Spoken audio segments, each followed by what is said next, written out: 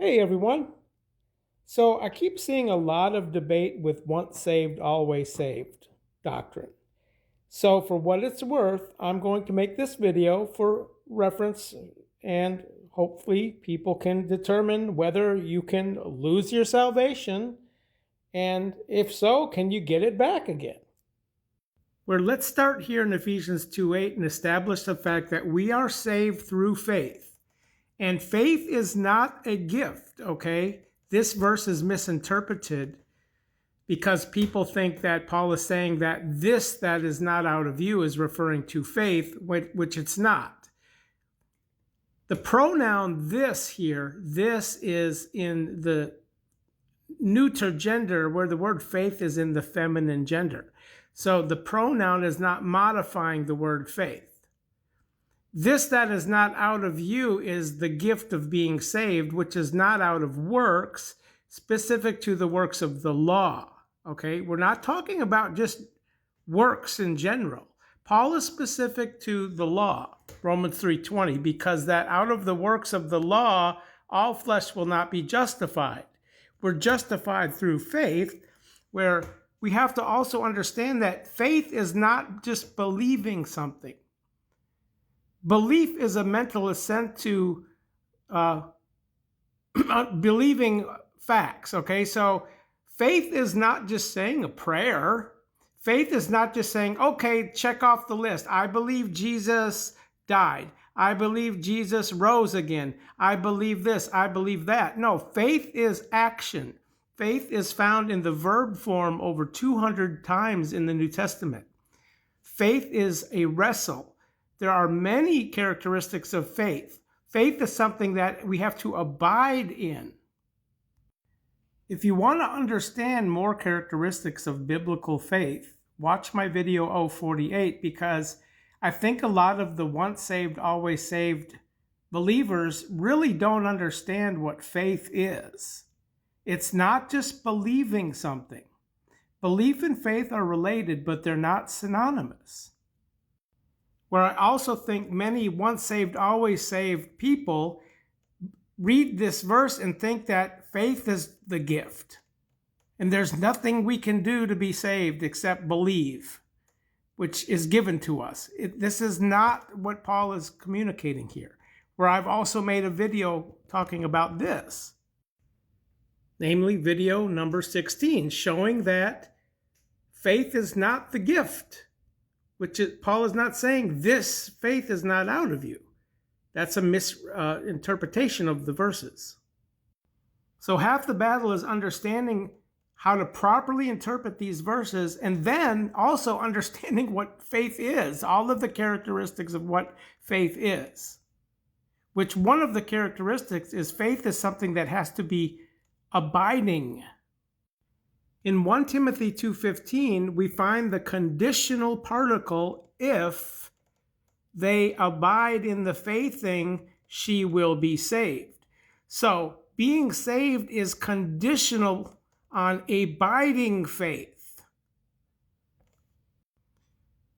And where Paul says some will apostatize from the faith thing is not abiding in the faith. Attending to error-rising spirits and to teachings through demons is not abiding in the faith, lest they be saved. Now, this word here, apostatize, is a verb. Okay? Apostasy is the noun. Apostatize is the verb. Episteme. Okay? G868, translated stand off. G868 here in Luke chapter 8, verse 13, which here's an example of apostasy, where Jesus clearly says that they hear the word of God, receive it with joy. They have no root, though. They faith for a term. The word term defines a limited time. We're not told how much time they faith, but if they're faithing, they're saved.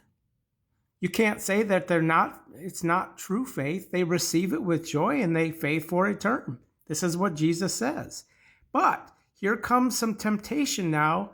And then there's also a term of temptation. We're not told how long, but in the term of temptation, they stand off, they apostatize from the faith, lest they are faithing they may be saved.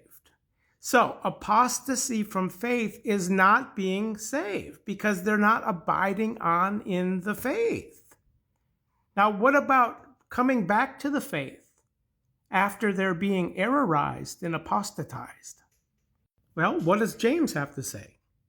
My brothers, so if any one of you should be errorized, attending to errorizing spirits, teachings through demons, who will apostatize from the faith, etc., away from the way of the truth, and someone turns him, let him know that the one turning on a failer out of the error of his way will save his soul out of death, and will veil a fullness of valence.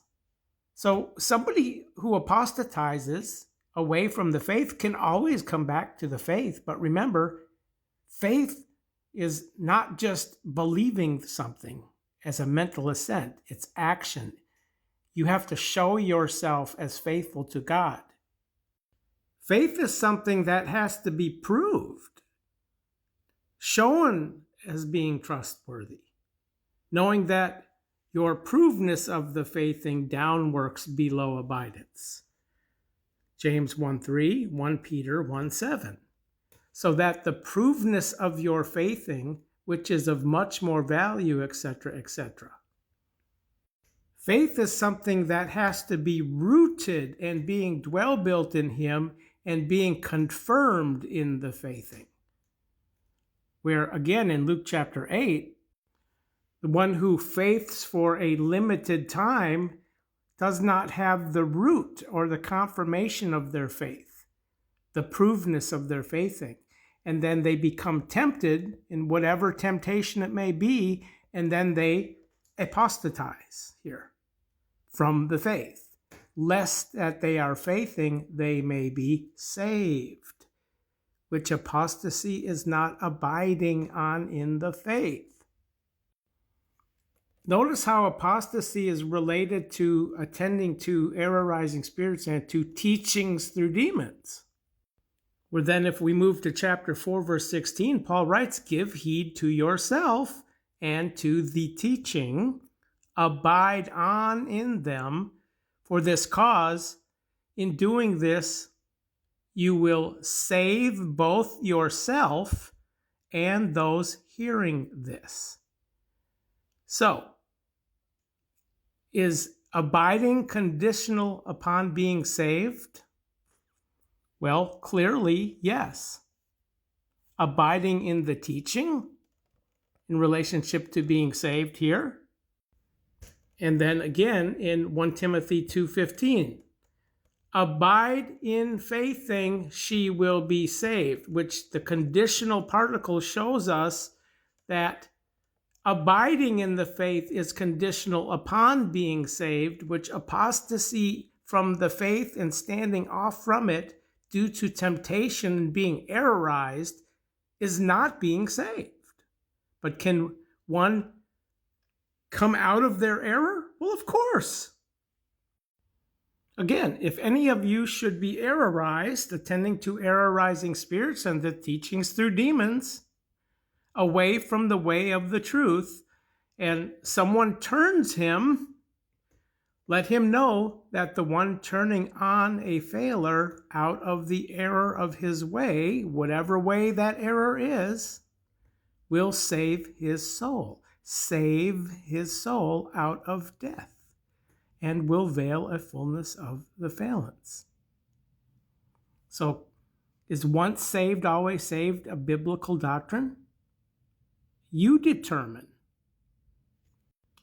Determine whether what I'm saying as speaking in the writings is out of God or not. Examine the spirits, whether they are out of God, since many false prophets have come out into the cosmos. And you cannot examine the spirits unless you know the Word of God. Get into the Bible. God bless.